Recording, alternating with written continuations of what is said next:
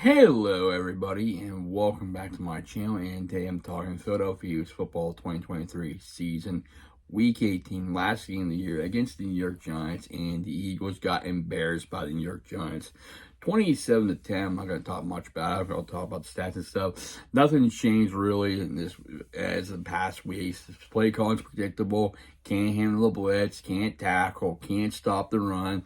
It was just an embarrassment. There's nothing changes, and I will tell you my preview of the playoffs, which is not going to be the same. It's just going to be the same result. So let's go ahead and talk stats here, and we'll get into my preview of the playoffs against the Tampa Bay Buccaneers. So, total net yards, Eagles 299, Giants with 415, unacceptable.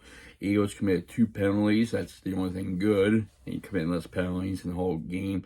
Giants with 3. That's basically pretty much a not penalty-free game. In this one, Eagles 27 minutes and 3 seconds off the time. Possession, Giants 32 minutes, 57 seconds off the clock. Basically, Eagles went to the backups later on in the game. Marcus Mariota, 13 for 20. 140 yards, 1 touchdown, 1 pick. Jalen Hurts, 17 for 16, 55 yards. Tyrod Taylor, 23 for 32. 297, 1 touchdown, 1 pick. Tommy Villa, 2 completions for 14 yards.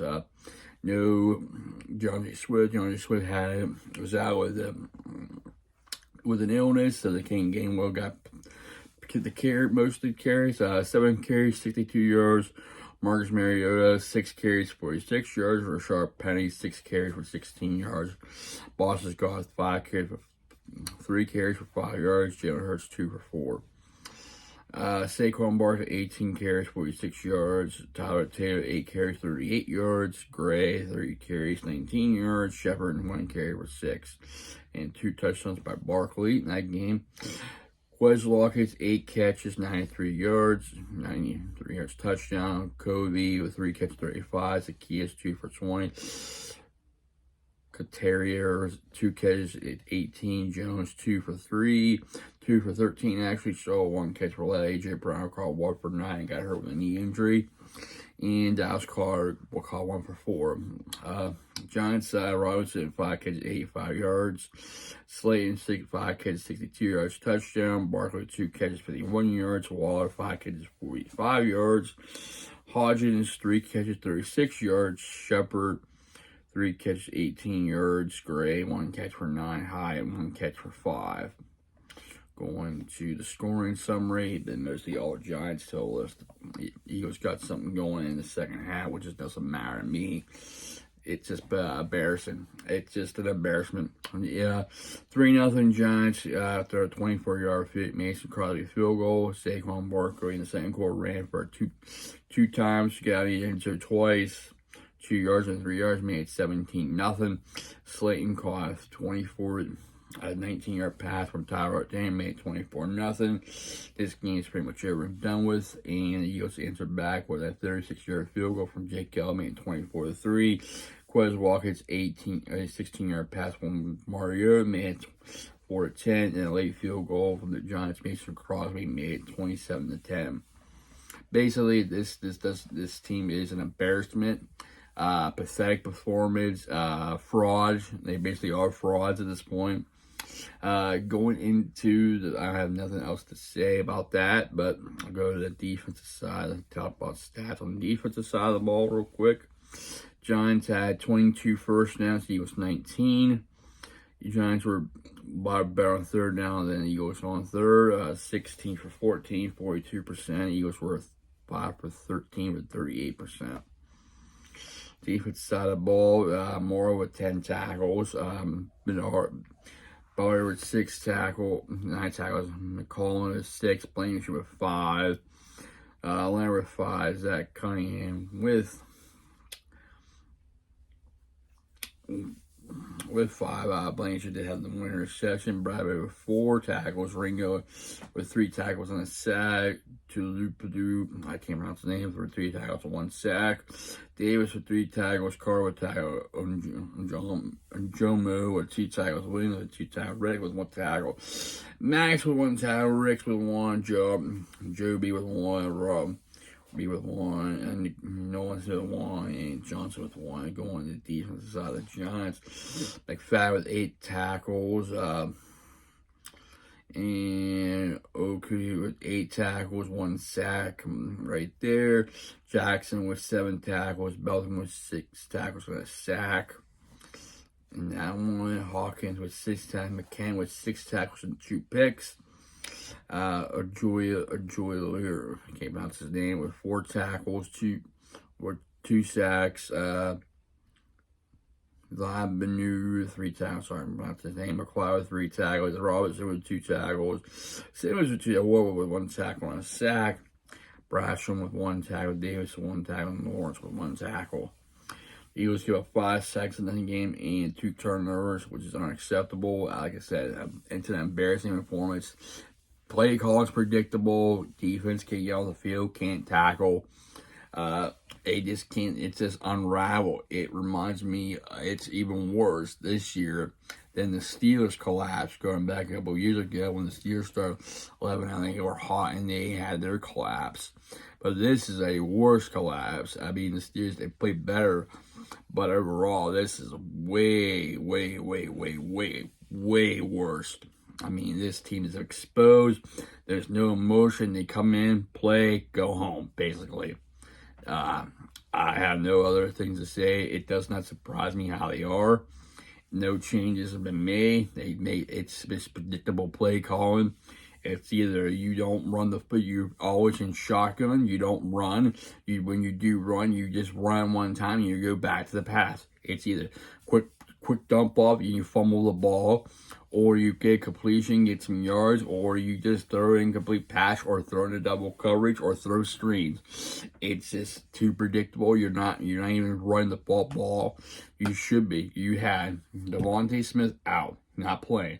You had DeAndre Swift out, not playing. You lost A.J. Brown, not playing. What do? You stick to the pass. You don't do other changes. You don't run the ball. You need to run the ball more effectively. You need to keep feeding the running back the ball. It's that simple if you're going to win a football game. But they don't. They're pass happy and they're sticking to it. So, my preview against the Eagles, against the Buccaneers, is for next Monday night.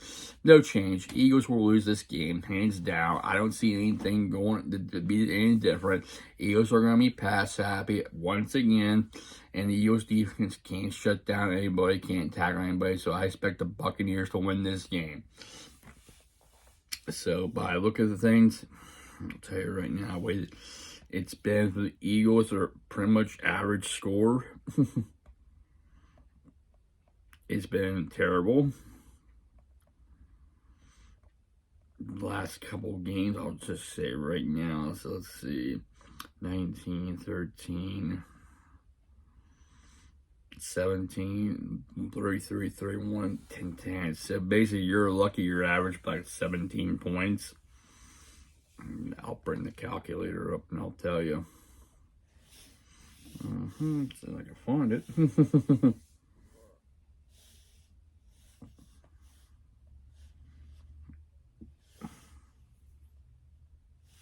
I don't know if I have it on here in my tablet or not. Crap. Yeah, basically.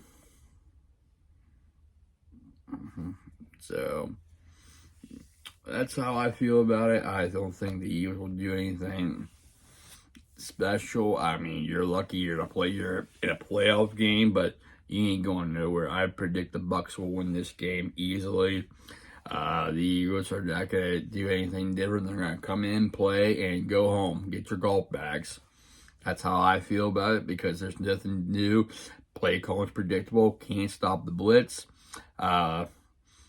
No run the football, very lack of run the football. Defense cannot get off the field, cannot tackle, cannot stop the run. And the only thing that's good is Jake Elliott making field goals. My prediction in this game, Tampa Bay wins it big. I expect Tampa Bay 35-17. That's how I see it. It's gonna be ugly. It's just I'm not a happy camper. It's just ugly. It's just gonna be another embarrassing game, and the Eagles are gonna be one and done. It's time to move on. In the offseason, it's time to make a change. I not just the coordinator. I even consider firing the head coach. Because what has he done lately? Nothing. He hasn't made any changes. I don't think he should be in the hot seat. I think he should be let go. Time for a different change. It's time for a different voice because it's time. It is. If he stays next year, he's on the hot seat, and if he doesn't do well, fire him immediately. Because it's time to get this ship fixed. It's time to find a coach that's willing to have a more balanced attack, run the ball, protect your quarterback, and stuff like that. But way I see it, it's gonna be another Monday game. It's gonna be no different. It's the same result. Terrible team, broad team, embarrassment, blowout, and that's what I see next week. It's going to be embarrassment. Tampa Bay won it easily, 35-17. That's how I look at it, and I don't see nothing doing, and I feel bad for Jason Kelsey, Fletcher Cox, Brandon Graham, those guys coming back to hope they maybe will host the Lombardi Trophy. Nope, not this year. Sorry, not this year. I don't expect it next year either, with the head coach still being there. If he's still there, he's on the hot seat. He's still in the hot seat, so a lot of things are going to be answered. I mean, you lost Sidney Brown. He's done for a year with a torn ACL. A.J. Brown with a knee injury. Who knows how long he's going to be, if he's going to be back next week or not. But way I see it, it doesn't really matter because the Eagles are going to be one and done in the playoffs. That's simple. It's just a sad thing. You see this team being with grit, and now they're just frauds. So, we'll have to wait and see next year. I'd like to say shout out to Roy and his Steelers making the Super Bowl. And by the way, Roy, your coach is not fired. He's staying for another season. You could thank Rudolph for saving the team, saving the season, but they're not firing Tom. Nope. After making playoffs with some help, they're fine. They just need make some more change, make some more fixing, get that offense going. But I think they found their quarterback in Rudolph, so they need some more help on offense. But that's it. I expect to steal my preview of that game is Steelers and Bills. I think the Steelers are going to lose that game against Buffalo because it's in Buffalo. Good luck tackling Josh Allen. Josh Allen's a really good quarterback, and it's going to be tough against that offense. Getting to that offense, but don't count the Bills. I expect the Bills to win a close game. Touchdown, 28-21. So that's my thoughts on that. Anyway, if you like my thoughts on Week 18, please like, please comment, and also please subscribe to my channel. I really appreciate it. I thank all my subscribers for subscribing, liking, commenting, sharing, and viewing. Without you, I won't be doing these. So thank you, everybody. Hope you guys stay for a wonderful Monday, and I will see you next time. Take care, stay safe, stay humble, and be a blessing.